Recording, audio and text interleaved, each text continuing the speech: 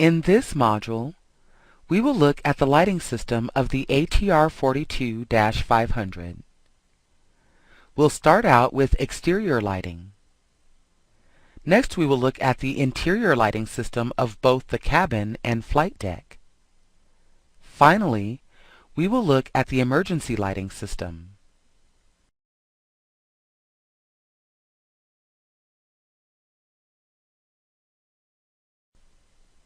The exterior lights consist of the navigation lights, the taxi and takeoff lights, the landing lights, the wing lights, the beacons, the strobe lights, and the logo lights.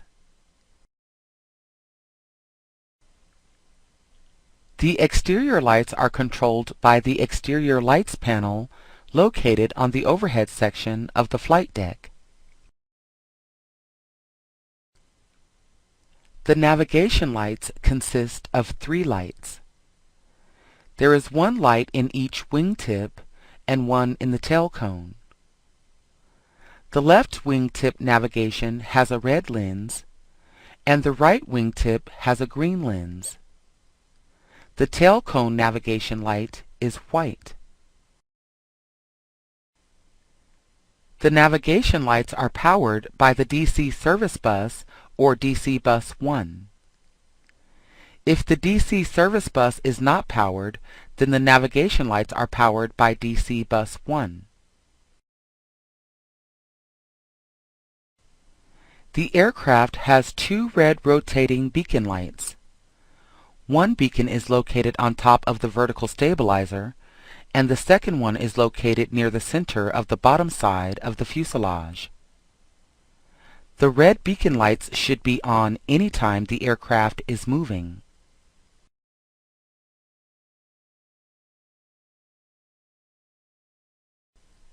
The beacon lights are powered by the DC service bus or DC bus 1.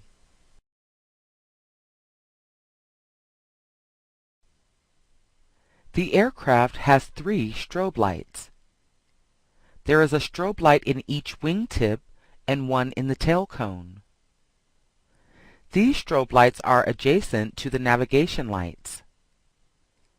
The strobe lights flash white to aid in aircraft identification. The left and tail strobe lights are powered by AC Wild Bus 1. The right strobe light is powered by AC Wild Bus 2.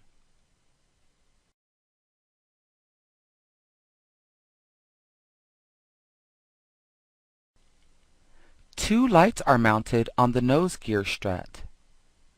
They are both 250-watt lamps controlled by the same switch. They are used for taxi and takeoff to supplement the landing lights. Both lights will automatically extinguish at gear retraction.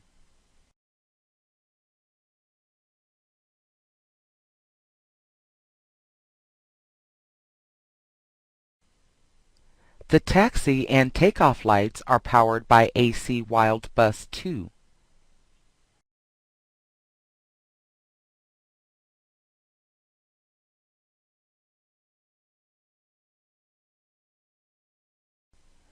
The aircraft has 2 landing lights. The landing lights are installed in the forward part of each main landing gear bay fairing. Both lights are 450-watt halogen lamps protected by a clear lens.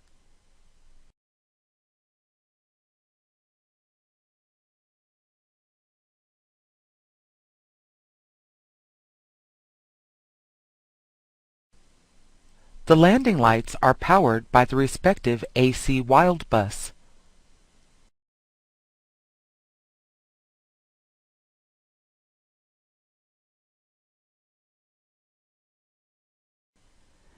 Two wing lights illuminate the wing leading edges and the engine air intakes. These wing lights are flush mounted on either side of the fuselage. The purpose of these lights is to enable the crew to check if ice is accumulating on these areas of the wing. These lights are also used to enhance aircraft visibility while in flight.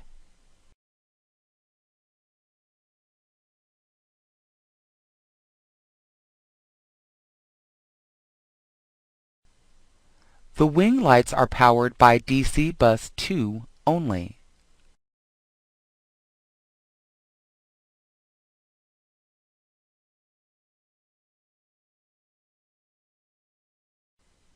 Two optional logo lights are flush mounted on the bottom side of the horizontal stabilizer. These lights illuminate the company logo on the vertical stabilizer.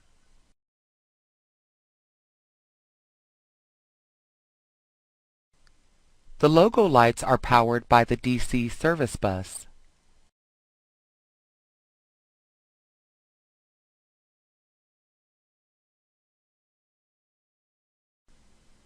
Interior lighting consists of the flight deck lights, the cabin and cargo lights, passenger signs, and emergency lighting.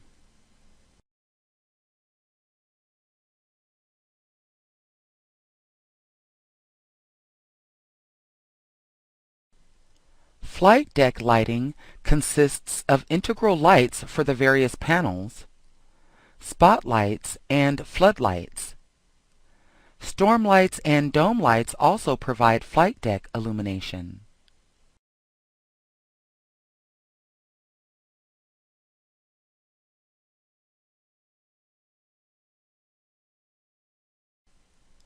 Some lights will illuminate automatically as soon as the DC emergency bus is powered. When this bus is powered, 6 lights under the glare shield and an overhead light will illuminate. The overhead light illuminates the center pedestal.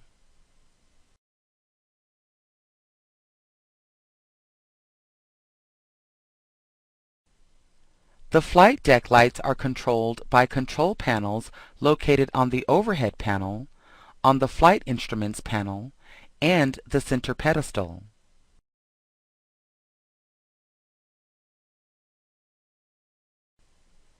Integral lighting is controlled by the lights panel located on the center pedestal. The selector labeled instruments adjusts the brightness of the integral lighting for the flight instruments panel.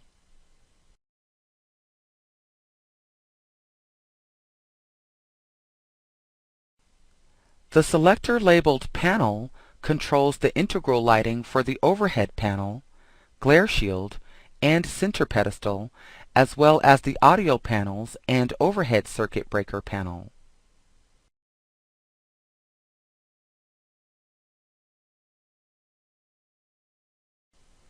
The display rotary selector controls the illumination of digital displays such as the landing field elevation window.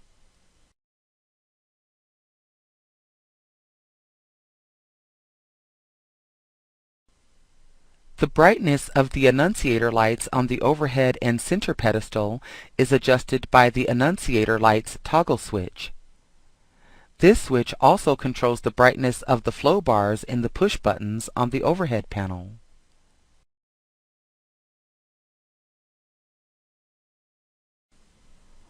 All lights will illuminate dim when the dim position is selected. This would be the normal switch position at night. If bright is selected, all associated lights will illuminate bright.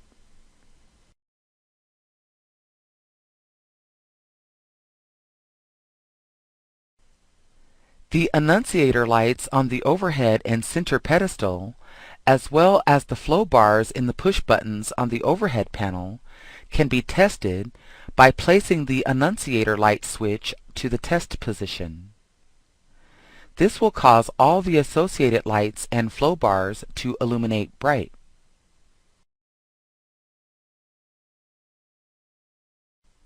Center pedestal flood lighting is controlled by the light flood knob on the light and recorder panel on the aft section of the center pedestal. The floodlight can be turned off completely by placing the knob in the full counterclockwise position. Out of that position, the knob position proportionately adjusts the intensity of the overhead floodlight.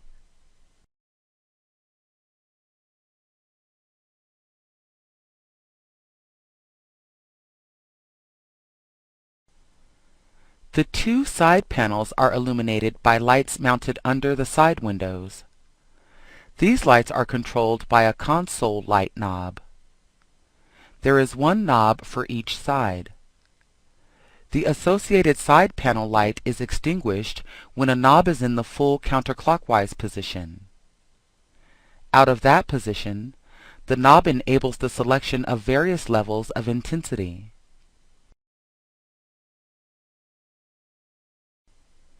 Each pilot position incorporates a reading spotlight. These are mounted on the ceiling and are adjustable to illuminate the work surfaces below each side window frame.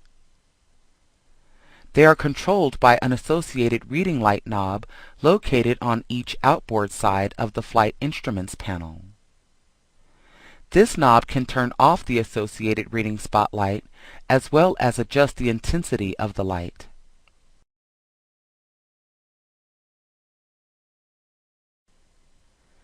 Two dome lights provide general illumination of the flight deck. They are located above each pilot's side window.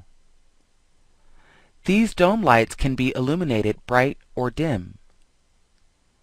The two dome lights are controlled by the flight compartment lights panel on the overhead panel.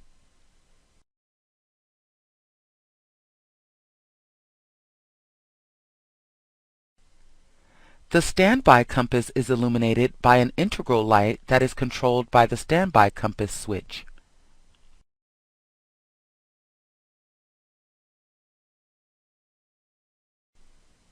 Storm lights are located under the glare shield.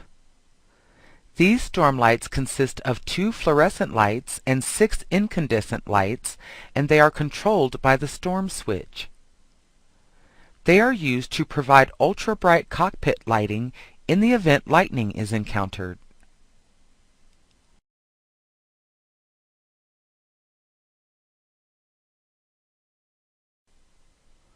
With the switch in the storm position, the floodlights are illuminated at full intensity and the fluorescent storm lights are on.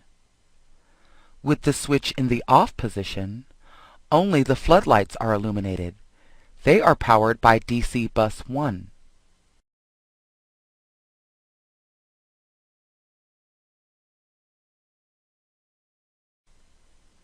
Passenger signs consist of the no smoking and seatbelt signs located over the passenger seats. In addition, there is a return to seat sign located in the lavatory.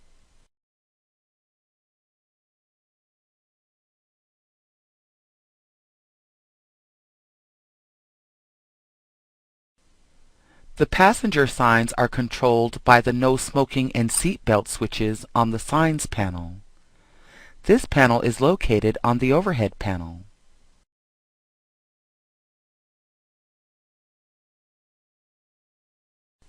When the no smoking sign switch is placed in the no smoking position, the no smoking signs illuminate in the cabin and a single chime will sound throughout the cabin. In addition, the no smoking memo panel light illuminates on the center flight instruments panel. Placing the switch to the off position extinguishes the no smoking lights and extinguishes the memo panel light. A chime sounds when the seatbelt sign switch is placed in the seatbelts position. The seatbelt signs illuminate in the cabin, the return to seat sign illuminates in the lavatory, and a single chime will sound throughout the cabin. In addition, the seatbelts memo panel light illuminates on the center flight instruments panel. Placing the switch to the off position extinguishes the seatbelt sign's lights, the return to seat sign in the lavatory, and extinguishes the memo panel light. A chime sounds throughout the cabin anytime the seatbelt signs are turned on or off.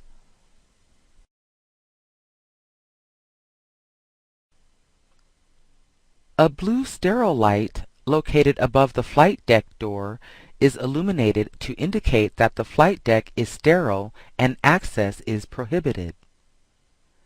The stereo light is controlled by the stereo light switch on the signs control panel.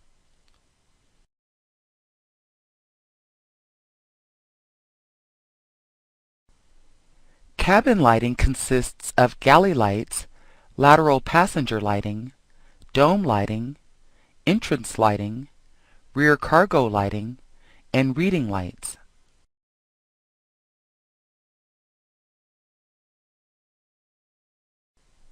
Cabin lighting is controlled by the flight attendant panel. This panel enables the flight attendant to control lighting throughout the cabin.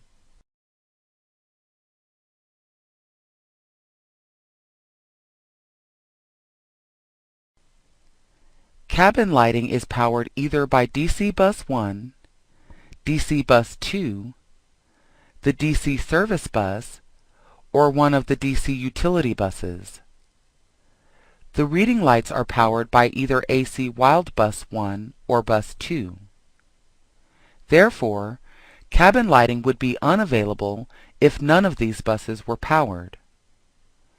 In order to provide a minimum amount of cabin lighting, every second overhead light on the right-hand side of the cabin is powered by the main battery. This minimum lighting is controlled by the minimum cabin light switch on the overhead panel. It should be noted that this switch is operative only when the aircraft is on battery power only. A switch located on the right-hand side of the rear entrance will illuminate certain flight deck and cabin lights for a period of 2 minutes. There is a second similar switch located in the flight deck near the observer's oxygen mask. These switches are referred to as the 2-minute switches.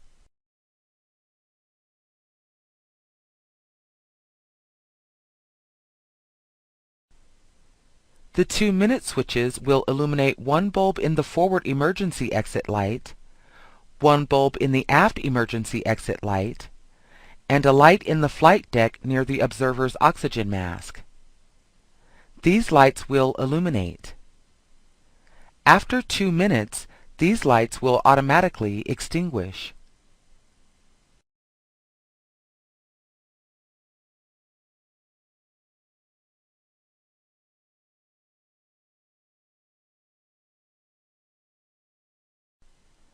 The forward and aft cargo compartments are illuminated.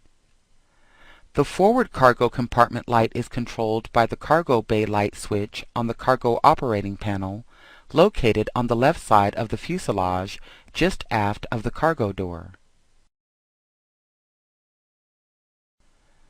The forward cargo light can also be illuminated by a switch located near the observer's oxygen mask.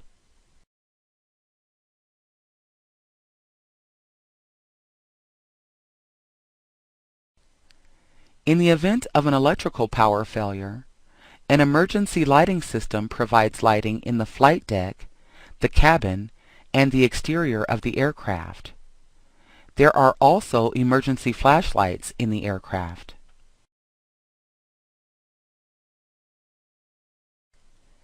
In the event only the DC emergency bus is powered, only the right dome light, 3 lights below the captain's side of the glare shield, the light in the wet compass, and the pedestal light on the overhead panel will be available. This would be the only cockpit lighting available in the basic mode.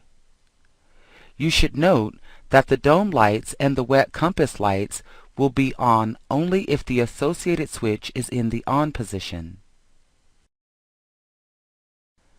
The purpose of the overhead light is to illuminate the center pedestal in the event only the DC emergency bus is powered.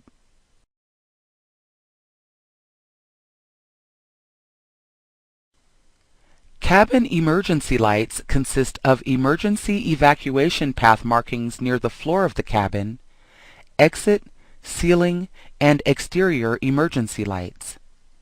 These are the only cabin lights available in the basic mode.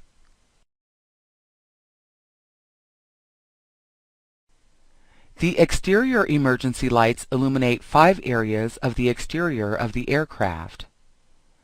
3 lights illuminate the left side of the aircraft, and 2 lights illuminate the right side of the aircraft. These lights illuminate areas that can be used as an emergency exit point.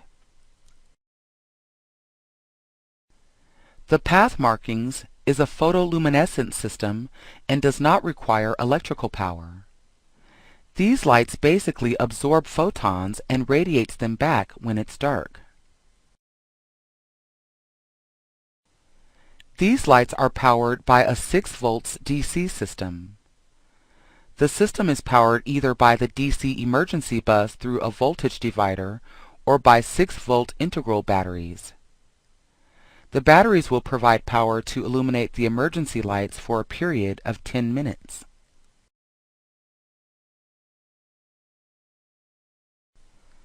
The batteries for the cabin emergency lights are recharged by the DC emergency bus when it is powered.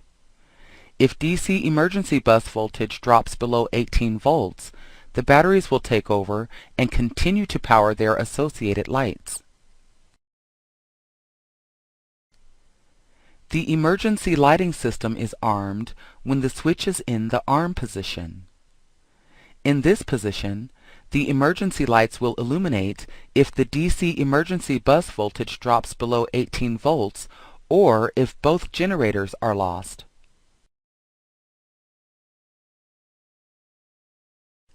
The emergency exit lights will extinguish if the DC emergency bus voltage is above 20 volts and at least one generator is operating.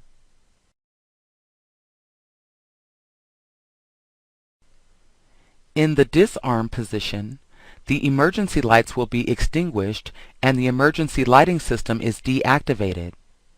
This is the normal position for this switch when the engines are not running.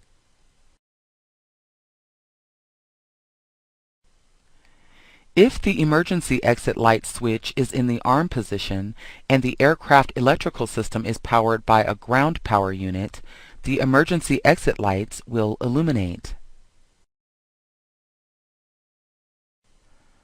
When the emergency lighting system is deactivated, the disarm light illuminates to indicate that the system is inhibited.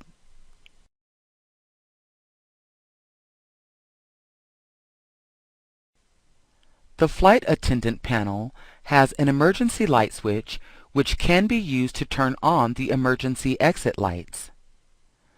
This button overrides the emergency light switch in the flight deck. Activation of the flight attendant emergency light switch will illuminate the emergency exit lights even if the flight deck emergency light switch is in the arm or disarm position.